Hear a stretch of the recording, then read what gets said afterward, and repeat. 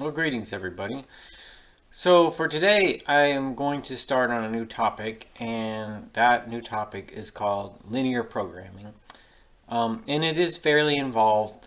Linear programming problems have lots of different parts, lots of components that all work together. And you have to know how to do some things that I've already covered. Okay, so as I go through and make these videos for today, um, I might reference some videos in our previous assignment about how to graph a line, what the equation of a line looks like, and how to get a basic idea of the graph, how to figure out where lines intersect each other. That's all covered in this video, lines and their graphs, and then also linear inequalities in their graphs. Okay, so you have to understand that pretty well and be competent with it to understand and solve linear programming problems. Okay, all right. Now, also, because linear programming problems are somewhat involved, as I said, they have lots of different parts that all interact. I will probably not cover a lot of the stuff from these earlier videos about how to graph a line, how to tell where two lines intersect, how to graph a linear inequality. I'll probably leave that out, okay? Because otherwise, I'm afraid it will make this process, for the sake of the video, just seem way too long. I mean, it's one thing if you're doing it on your own. It's another thing if you're watching somebody else do it and try to get the basic idea of the procedure, okay? So I'm just going to focus on what's new about this. And I'm not going to focus on things I've already covered in other videos, all right? Okay, so that's my plan, that's my strategy. And let's go forward with it like this, okay? So I thought a way that I could explain what linear programming is and how to go about it is to see a partially complete problem, okay? So a linear programming problem will have these parts to it. We'll want to maximize or minimize something, okay? So see right here where it says maximize, okay? In this case, my objective is to maximize, find the most that this number can be. Z is equal to 5 times whatever x is plus y.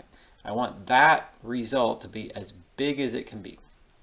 Now, how big can it be? Well, it's sky's the limit, infinity. Numbers go on forever. So, when we maximize or minimize something, we will also have these constraints, okay? So, all right, I want to maximize or minimize, whatever the case may be, some function, the value of some function. That's also called the objective function, subject to constraints which will be inequalities. Okay, so this one says y is greater than or equal to x minus 3. Y is less than or equal to 25 minus 5/3 x, so on.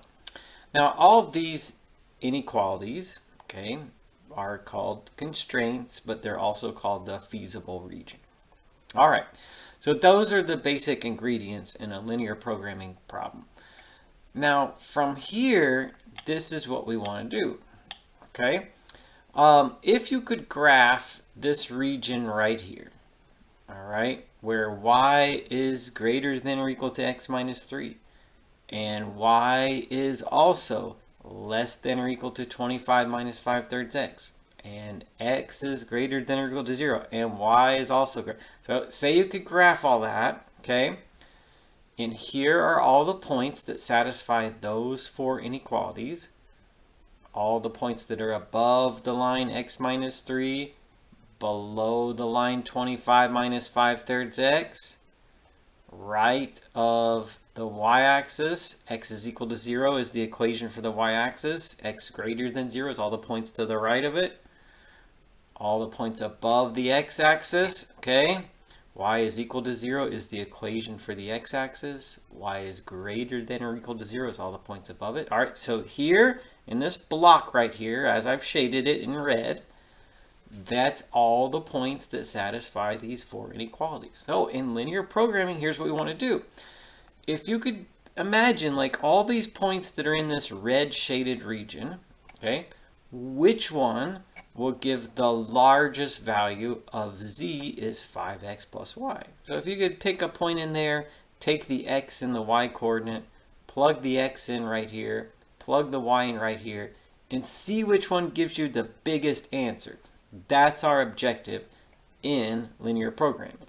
You graph the feasible region, and among all the points that are in it, which one gives either the maximum or the minimum, whichever you're looking for in the objective function. Okay, so that's the goal of linear programming. That's what we're going to do.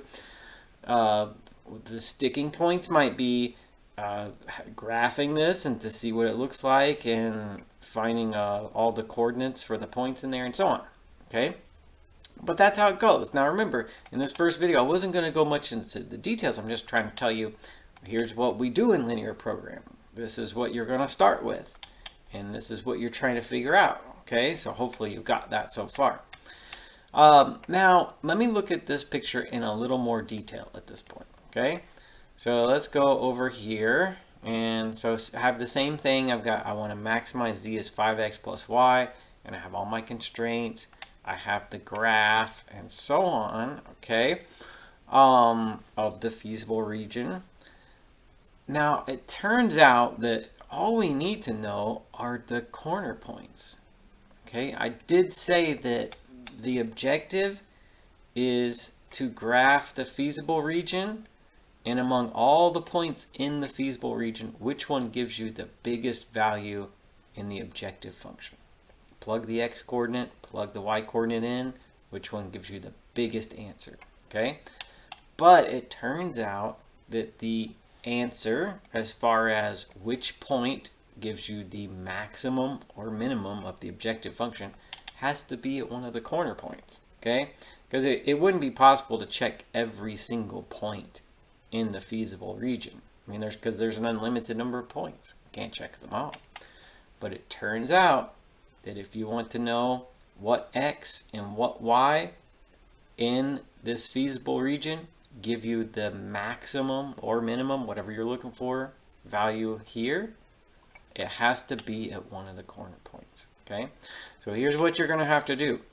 We need to graph the feasible region, okay? And we need to figure out each corner point. All right, so that is something covered in this first video, lines and their graphs, okay? So you'll need to graph the inequalities. Y is greater than or equal to x minus 3. That's above this line right here. Y is less than or equal to 25 minus 5/3 x. That's this line right here. And all the points under it, so on. You have to graph all these, and we'll need to figure out each corner point. Now, that is, as I said, addressed in an earlier video. But say this corner point right here, which is 21 over 2 for x and 15 over 2 for y, that is the intersection of this line, 25 minus 5/3 x, and this line, x minus 3. Okay, so you'd have to figure out where those lines intersect. Same thing with this one. This corner point right here, 3 for x, 0 for y, is the intersection of y is equal to 0 and y is equal to x minus 3. Okay? All right. So you'd have to figure that out. But here they all are. Like say when I made this video, I worked this out in advance and I found the coordinates of every corner point. Okay? All right. Now I will show you a little bit of the math of how you solve for the corner points, because I do think that does stand out more than anything else in this topic. I have covered it in this video, lines and their graphs, but like I said, I think it's important enough that I'll go ahead and talk about it real quick here in a minute. All right, so if you're wondering, well, how do you know with the corner point, how do you know that this one is 21 over 2 for x and 15 over 2 for y? I'll show you that after I'm done with the video, okay, with the main idea in the video. All right, so now what did I say? Let's kind of like track where this is going. I said that if I want to maximize or minimize this objective function, whatever you're looking for, either a maximum or a minimum, that you will graph the feasible region, these inequalities, you'll graph those, you'll find the corner points, okay, and it turns out that the maximum or minimum, whichever one you're looking for, is going to be at one of the corner points, okay? The corner points being where two of the lines intersect. You can see in the picture, right? So yes, that's all we have to do. It has to be at one of the corner points. So here are those 4 corner points for the feasible region, right? This one, this one, this one, and this one. So I am just going to plug them individually into that objective function, and I'm going to do the calculations one at a time. So here's the 4 corner points. Here's what it looks like when they get plugged into the objective function. I get, in order, 25, 60, 15, and 0. And if I'm looking for, what was it? The maximum? Okay. Then out of all these results, which one's the biggest? It's 60. So that's as big as it's going to get. Okay. The final answer is the maximum value of z is equal to 60 occurs at the point 21 over 2 for x and 15 over 2 for y. So that's how you do it. All right. That's how all the linear programming problems that we work are going to go. All right. Okay. Now, I did say that I wanted to make some time in the video to tell you a little bit about how you solve for the corner point. So, like, say we take this one right here, okay? So, this one right here. See, 21 over 2 for x, 15 over 2 for y. Visually, when I look at this, I can tell that that's the intersection of this line, 25 minus 5/3 x, and this line, x minus 3. So, if I wanted to solve for this particular corner point, I would set these equations equal to each other. That's the procedure. So I take 25 minus 5/3 x, and I set it equal to x minus 3. Okay. And then I solve that, for whatever it is. Okay. So let's see, I'll move the x's together on one side. I'll get negative 5/3 x minus x. Okay. If I move that term over here to the left, and I'll get negative 28 over here. If I move this positive 25 to the right, I get negative 25 minus 3. Adding these together, I'll get negative 8/3 x is negative 28. Okay. And then I'll solve for the x. I'll multiply both sides by 3/8, negative 3/8. So I'll get 3 over 8 times 28. Okay, and then that will reduce a little bit. If I reduce by 4, then I'll get 21. I'll get 3 times 7.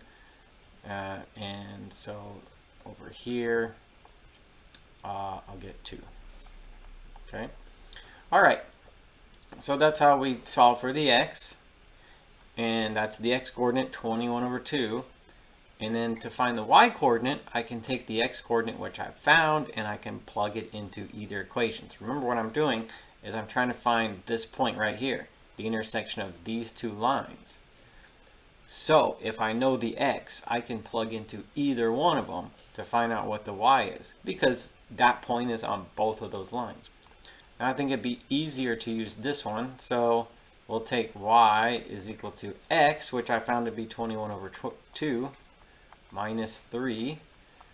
So that makes y, if I do, say, common denominator of 2, I get 21 minus 6 over 2. So I get 15 over 2. Okay, so that's why the y coordinate is 15 over 2.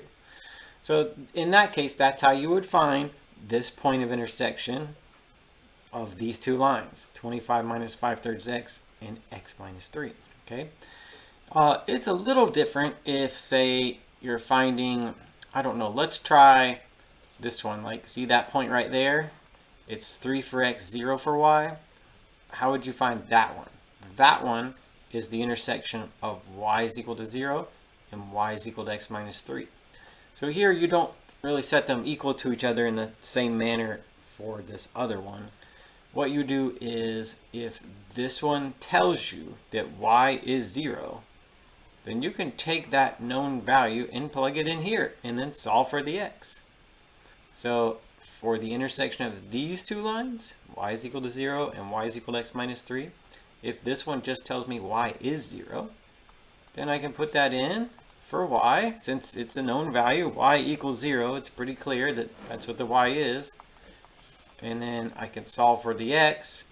If I wanted to solve this equation for the x, I would add 3 to both sides. I would move this negative 3 to the other side, and I would get x is equal to 3. So that point of intersection between these two lines is going to be 3 for x, as it says there, and 0 for y. So 3 and 0.